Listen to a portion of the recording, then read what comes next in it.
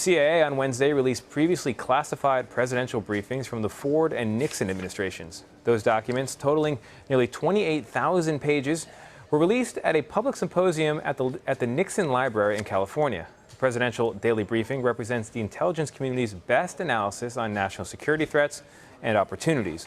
Only one president, vice president, and a select group of senior officials received this very highly classified briefing. And Bill Plante is at the White House. Bill, so these daily briefings, these are the things that presidents were handed in the morning in the 1970s and 1980s. You've looked through these documents. What's most striking to you? I tell you what, Tony, they go back as far as 1960. The first one to get them was President John F. Kennedy, and they sort of change for each president to adapt to the personality of the president. And the ones we got today were from President Nixon and President Ford. President Nixon's are just the facts, thank you very much. And in fact, he didn't read them very much. He put them away, or had his secretary, Rosemary Woods, put them away in a secure safe.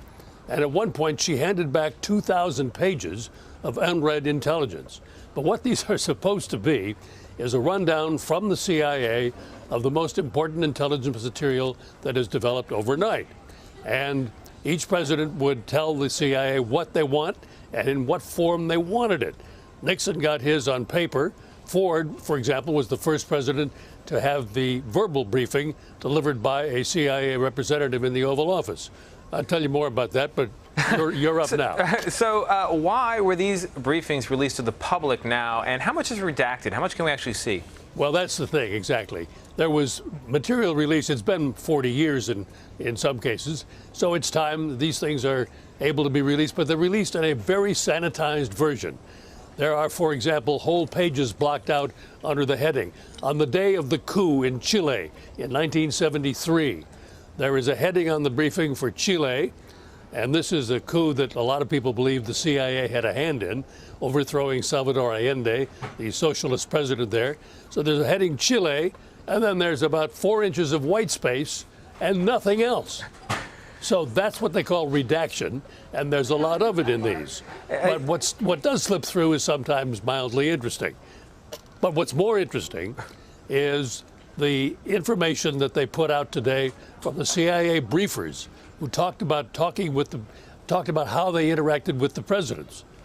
I find it remarkable that Nixon didn't read his, and I find myself feeling badly for the people working on this document that they believed was going to the president each morning, missing family dinners and special occasions to deliver this all-important piece of material that just didn't get read. That is not a heartening detail.